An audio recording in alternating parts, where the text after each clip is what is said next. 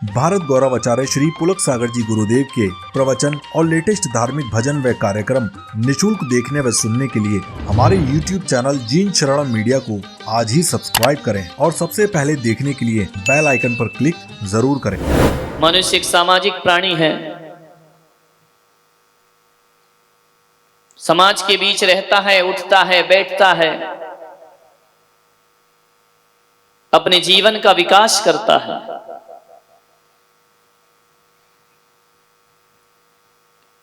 वो एक ऐसी जगह जन्म लेता है और ऐसी जगह जीवन जीता है और ऐसी जगह से विदा होता है जिसका नाम परिवार होता है।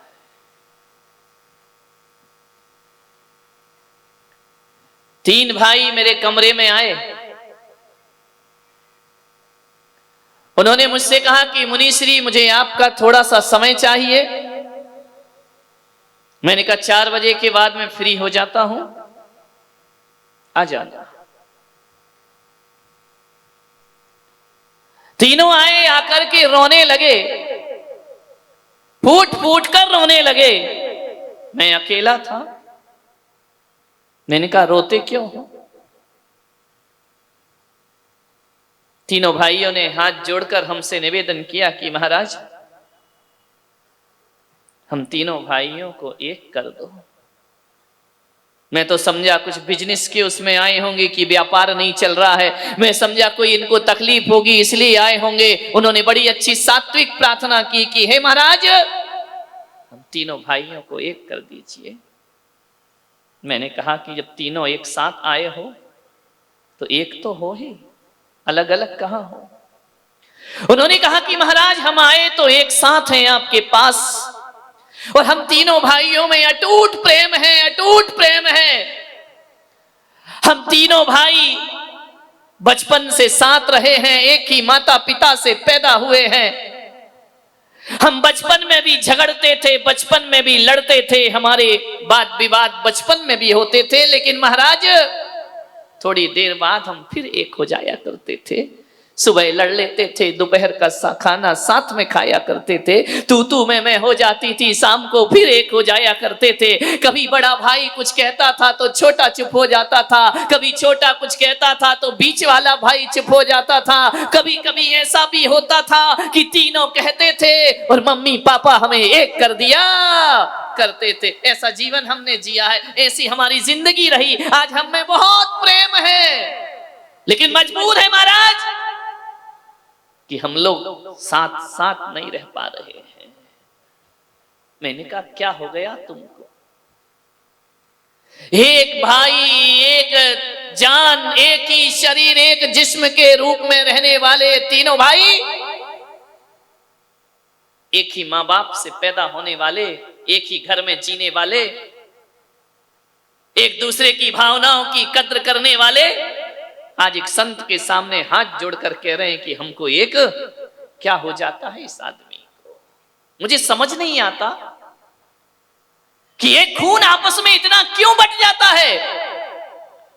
ऐसा क्या जीवन में घट जाता है कि भाई भाई के साथ रहना उसे दुश्वार हो जाया करता है। एक भाई दूसरे भाई के साथ नहीं रह सकता है, अपने बच्चों को खिलाता है, दूसरों के बच्चों के लिए तरसता है। ऐसा क्या जीवन में घट जाता है? ऐसा क्या हो जाता है?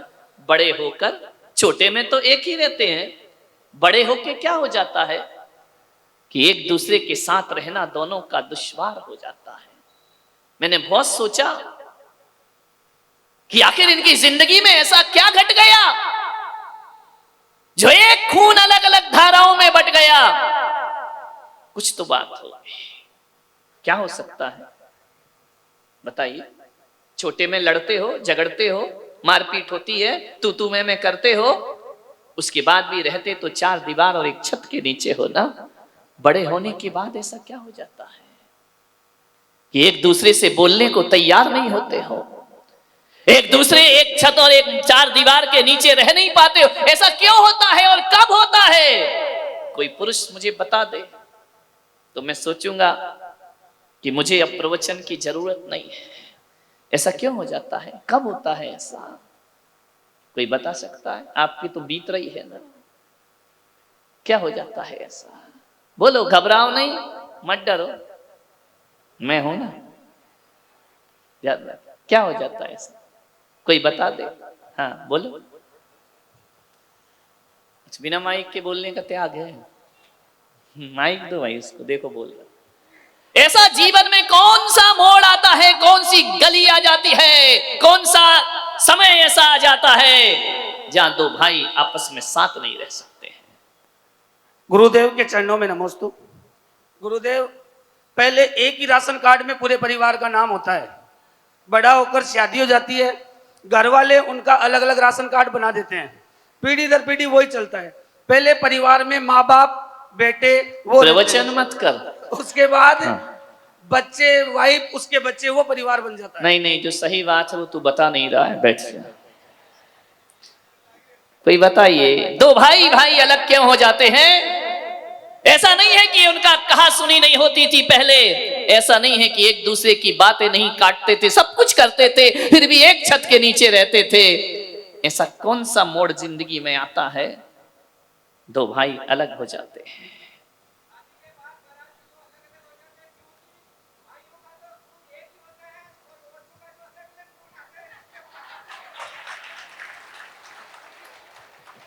एक शेर ने दिलेरी की है, बाकी तो ये सब मिमिया रहे हैं। ध्यान रखना, ये घर जाके फिर क्लास लगेगी।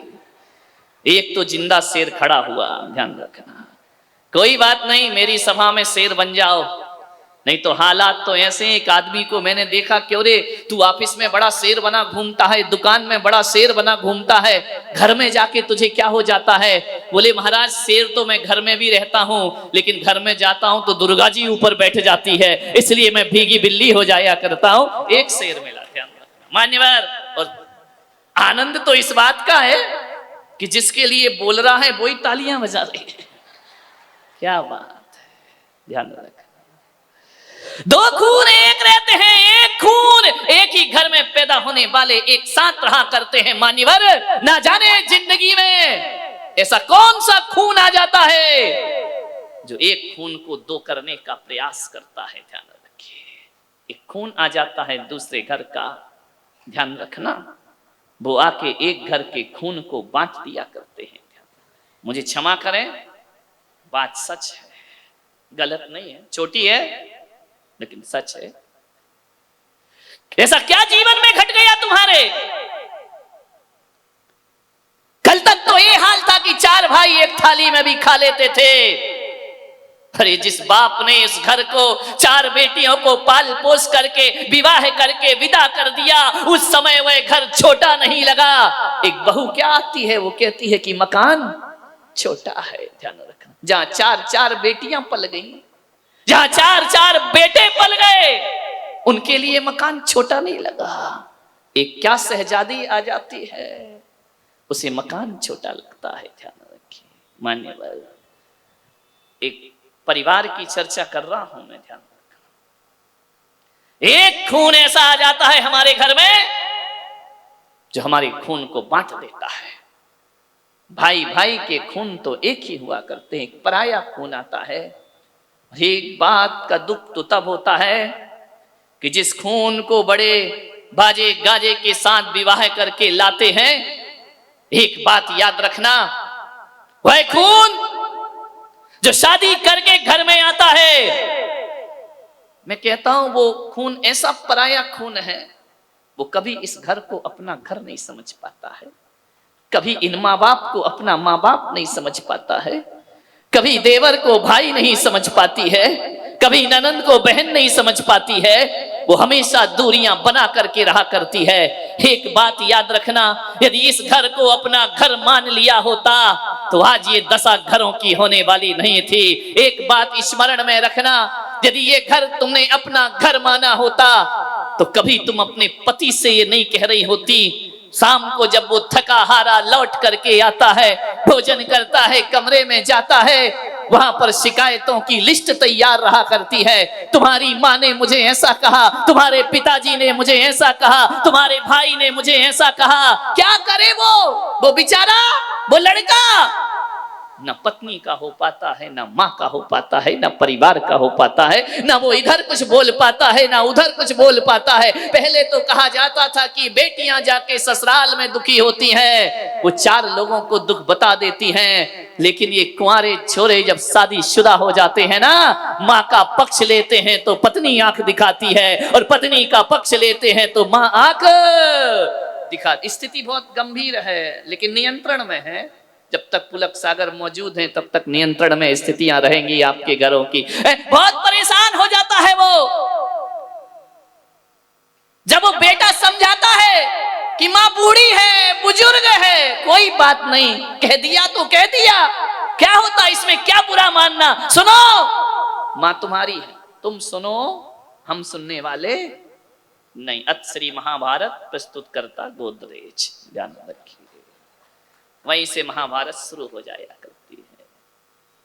तीनों भाई मेरे पास आए, आकर के उन्होंने कहा महाराज हमें एक कर दीजिए। मैंने कहा तुम तो एक हो। बोले हम दिल से तो एक है, लेकिन हम एक साथ रह नहीं सकते हैं। मैंने कहा वजह क्या है? बोले हमारी पत्नियों की आपस में बनती नहीं है, देवरानी की जिठानी से नहीं बनती, जिठानी की देवरानी से नहीं बनती है, एक दूसरे के साथ बैठना पसंद नहीं करते हैं, बात करना पसंद नहीं करते हैं, और उसका दुष्परिणाम हम भाइयों के जीवन में दिखा करता है।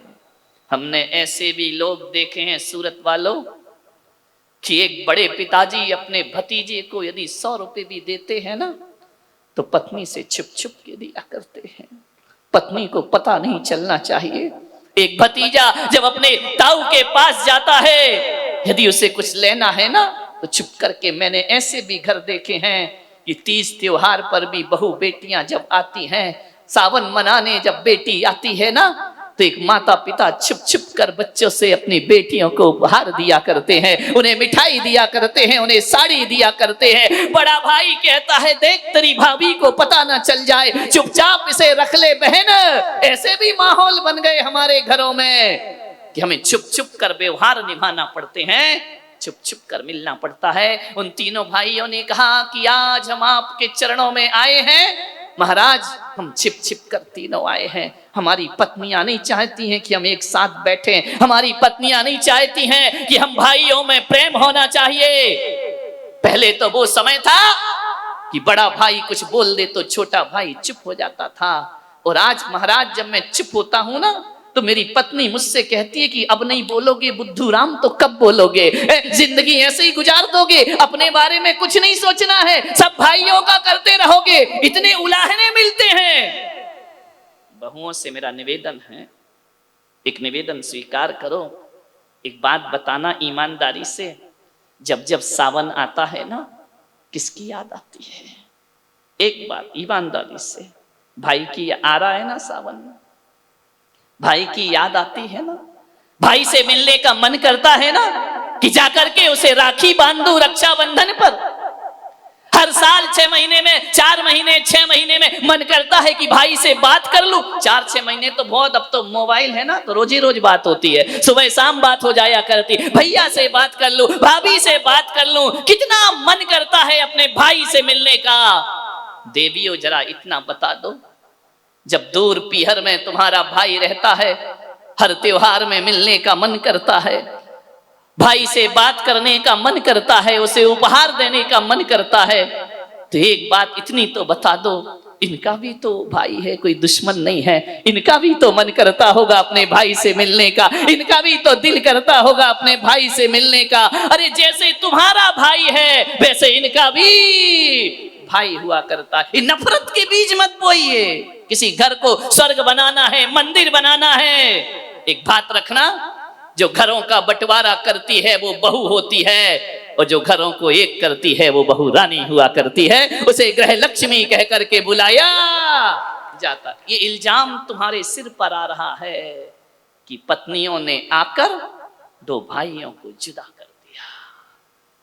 कभी अपने मकान की दीवारों पे कान लगा के सुनना, उन दीवारों से आवाज आती है, वो दीवारें आपस में बात करती हैं कि हम 4 दीवारों ने एक छत को बांध रखा है, हम 4 दीवारों ने एक घर को जोड़ के रखा है, हम खड़े रहते हैं, बनाने वाला बिखर जाता है। याद रखिए, एक ईंट से जब ईंट जुड़ती है ना, तो मजबूत दीवार खड़ी होती है। ईंट को ईंट से जोड़ना पड़ता है, तब मजबूत मकान बना करता है।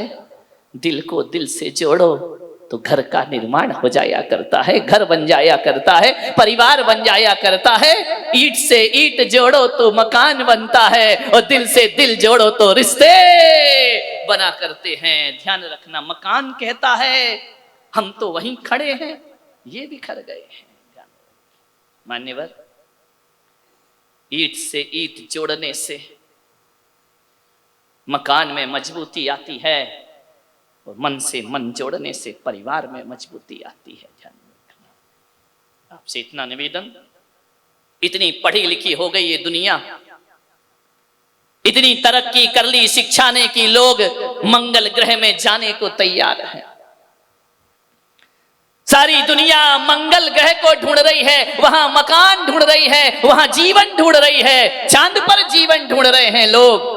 मैं पुलक सागर कहता हूं, मंगल में जीवन मत ढूंढो, जीवन में मंगल ले आओ, तुम्हारा जीना सार्थक हो जाएगा, तुम्हारा जीना धन्य हो जाएगा। जीवन में मंगल ले आओ। मंगल में जाने की जरूरत क्या है? हमारे यहां तो मंगल को अपने दिलों में उतार करके रखा कर जीवन में मंगल लाने का प्रयास करिए।